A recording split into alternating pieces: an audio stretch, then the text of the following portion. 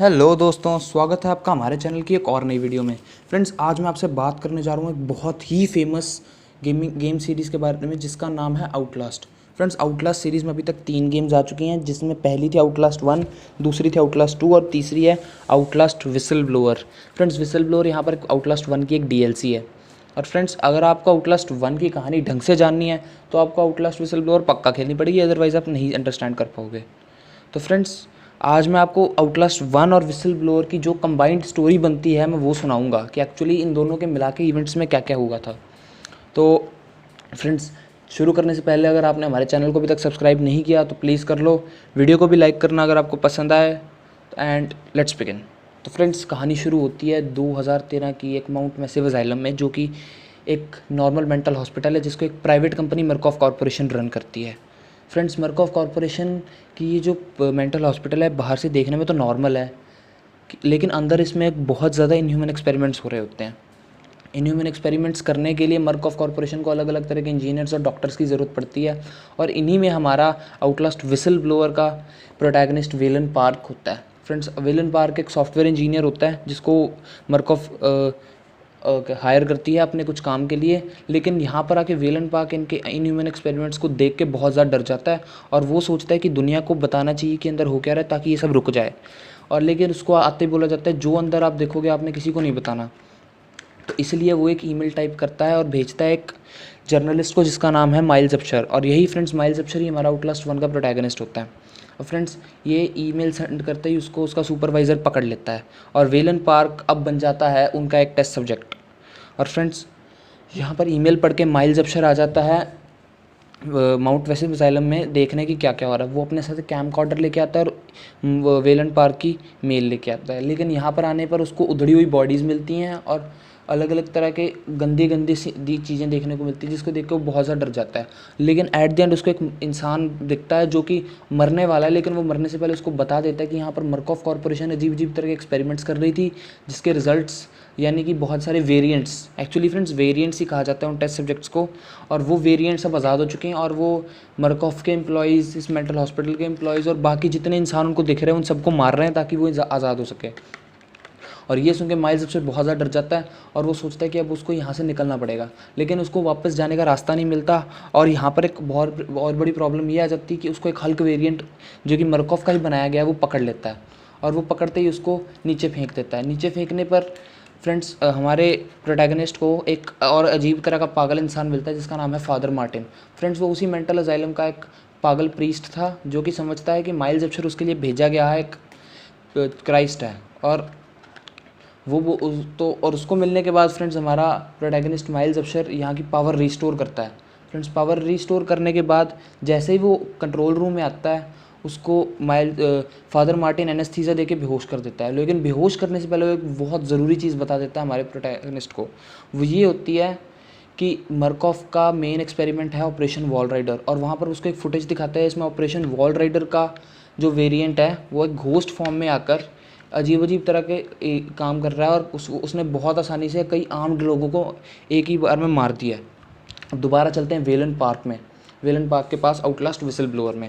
Friends, अब मर्कॉफ का main experiment जो कि था ऑपरेशन वॉल राइडर वो फेल हो जाता है, और ऑपरेशन वॉल राइडर के फेल होने के कारण उसका जो वेरिएंट था जिसका नाम है बिली, मतलब बिली उनका टेस्ट सब्जेक्ट था जो वेरिएंट बन चुका है वॉल राइडर, वो वहाँ पर उसके टेस्ट सब्जेक्ट्स पे हमला करता है जिस टेस्ट में वेलन पार्क इंक्लूडेड होता है। उन सब टेस्ट सब्जेक्ट्स को मारता है और वहाँ इस चक्कर में वेलन पार्क आज़ाद हो जाता है। और अब उस जगह से निकलने से पहले उसको एक कैम कॉर्डर भी मिलता है।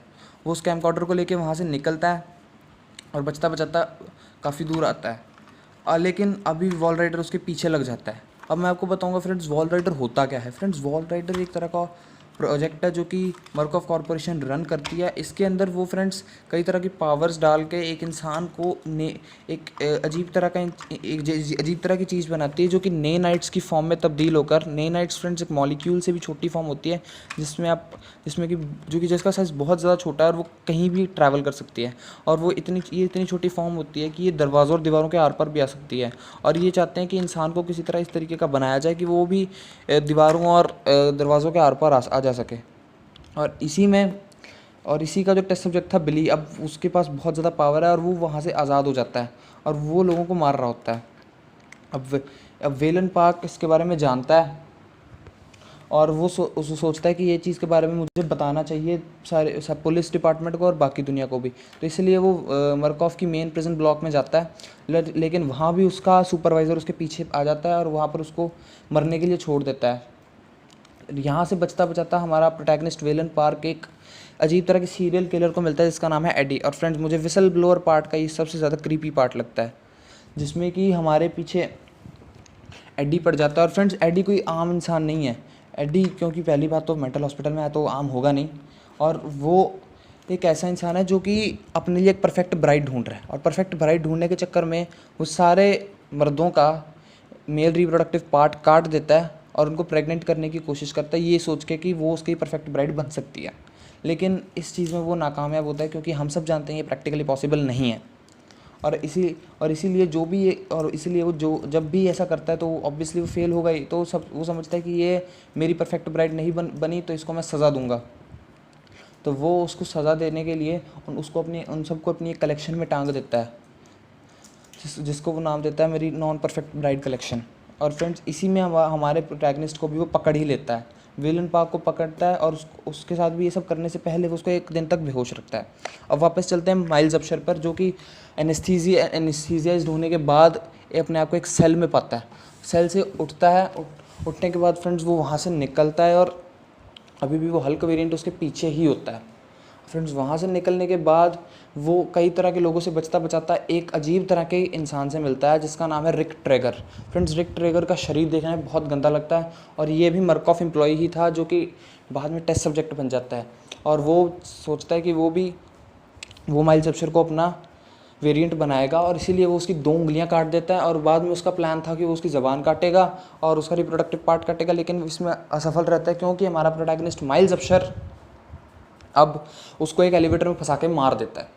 और वहाँ से बच के हमारा प्रोटैगनिस्ट दोबारा मिलता है फादर मार्टिन से, जो कि उसको वहाँ की चर्च में बुलाता है। चर्च में जाने पर माइल्स अपशर ही देखता है कि ऑपरेशन वॉल राइडर को डॉक्टर गुस्तावो वर्निक ने शुरू किया था, जो कि जहाँ पर उसको एक्चुअली फ्रेंड्स पता लगता है कि एक्चुअल में ऑपरेशन वॉल राइडर था क्या। और वहीं वो देखता है कि फादर मार्टिन तो पागल हो चुका है और वो खुद को क्रूसीफाई कर लेता है, और क्रूसीफाई करता है कि ये सोच के कि अब वो उसका कोई काम नहीं बचा, इसलिए वो उसका मरना ठीक है। और वो मरने से पहले उसको वहाँ के एलिवेटर की चाबी दे देता है। और फ्रेंड्स, वो एलिवेटर को चलाता है और एलिवेटर से सीधा नीचे आता है, जो कि एक्चुअली सोचा जाता है, माइल्स अपशर ये सोचता है कि वो ऊपर जाएगा और निकल जाएगा ऐसे, लेकिन वो वहाँ पर नीचे चला जाता है जहाँ पर ऑपरेशन वॉल राइडर हो रहा था। और यहाँ पर दोबारा से वो हल्क वेरिएंट माइल्स के पीछे लग जाता है। लेकिन वहाँ पर माइल्स पहली बार वॉल राइडर देखता है, जहाँ पर वो हल्क वेरिएंट जिसने माइल्स को तंग करके रखा था, वॉल राइडर आके उसको सेकंड्स के हिसाब से मार जाता है। और यहाँ पर वॉल राइडर से बचता बचता माइल्स फाइनली मिलता है डॉक्टर रुडोल्फ गुस्तावो वर्निक को, जो कि इस ऑपरेशन वॉल राइडर का हेड था।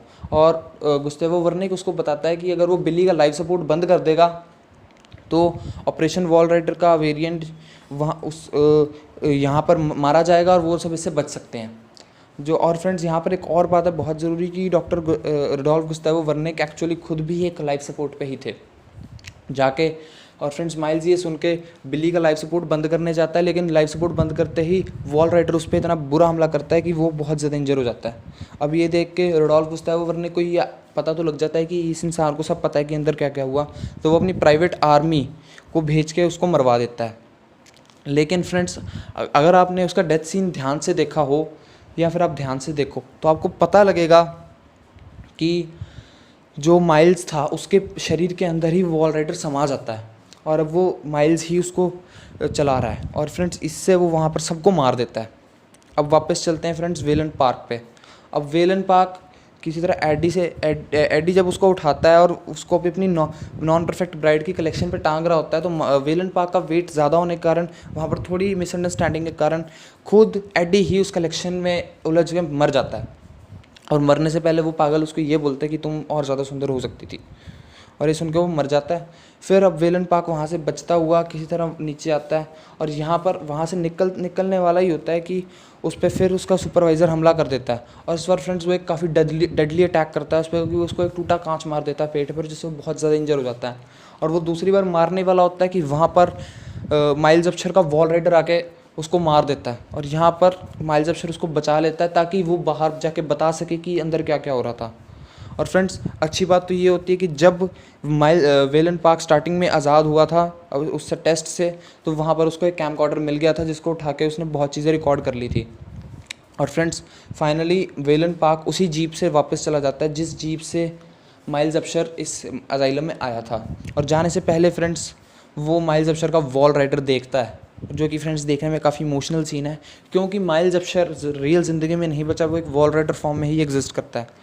अब बाहर जाके उसके पास जितना भी सबूत वगैरह होते हैं वो सोचता है कि इन सबको अपलोड कर दिया जाए, लेकिन उसको एक हायर ऑफिशियल बोलता है कि या फिर उसकी ऊपर की सुपर पावर बोलती है कि तू ये सब मत कर, क्योंकि मर्कॉफ कॉर्पोरेशन बहुत ज़्यादा पावरफुल है। ये सब होने के बाद उसको एक बहुत ज़्यादा नुकसान होगा, लेकिन वो तेरी फैमिली को भी नहीं छोड़ेगी। लेकिन डरता डरता वेलन पार्क भी अपलोड कर ही देता है। और यहाँ पर फ्रेंड्स कहानी ख़त्म होती है आउटलास्ट 1 और विसल ब्लोअर DLC की कंबाइंड। अगर आपको विसल ब्लो आउटलास्ट 2 की कहानी जाननी है तो मेरे को कमेंट सेक्शन में ज़रूर बताना, मैं आपको बताऊँगा, मैं आपको उसकी भी कहानी सुना दूँगा। तो यहीं पर फ्रेंड्स कहानी ख़त्म होती है। अगर आपको वीडियो पसंद आई हो तो चैनल सब्सक्राइब करो, वीडियो लाइक करो, कमेंट्स करो कि आपको कैसी वीडियो चाहिए। और फ्रेंड्स मैंने इस चैनल पर बहुत कम वीडियोज़ डाली हैं। पहले मैंने GTA Vice City की कहानी सुनाई है 2 वीडियोज़ के थ्रू, आप उसको भी ज़रूर देखो। तो फ्रेंड्स मिलते हैं नेक्स्ट वीडियो में, तब तक थैंक यू।